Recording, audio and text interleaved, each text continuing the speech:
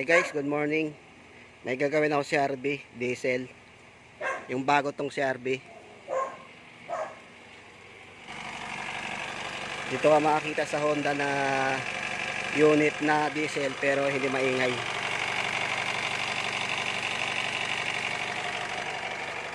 Ang concern pala ni ma'am guys, yung pag overtake nila, biglang lumitaw yung trans system.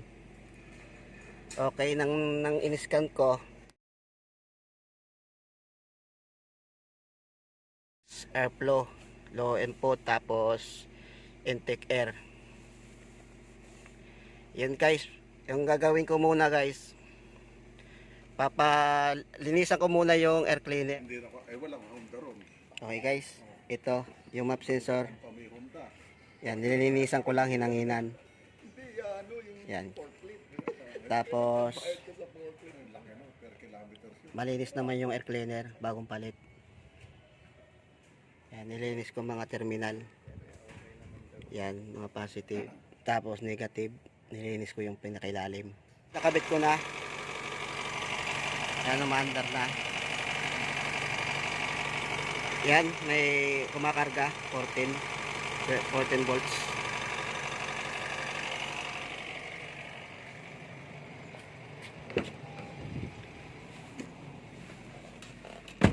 Ito guys, lumitaw yung nilagyan ko ng brake fluid.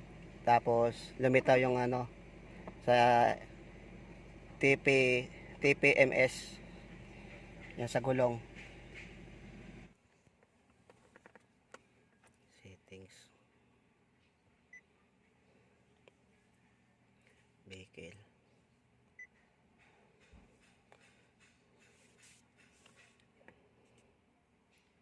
Driver. Calibrate. Okay guys, nawala na. Kinakbo ko lang tapos calibrate. Pinapapalitan ko na rin guys ng ng transmission fluid. Kasi simula daw ng binili, hindi pa napapalitan ng transmission fluid.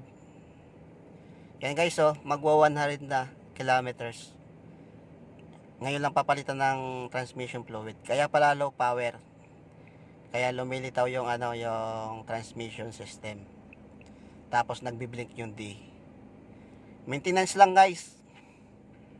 Yung na-scan ko, yung lumilitaw lang yun, pero problema lang talaga maintenance lang, transmission fluid lang. Okay guys, maraming salamat sa panonood.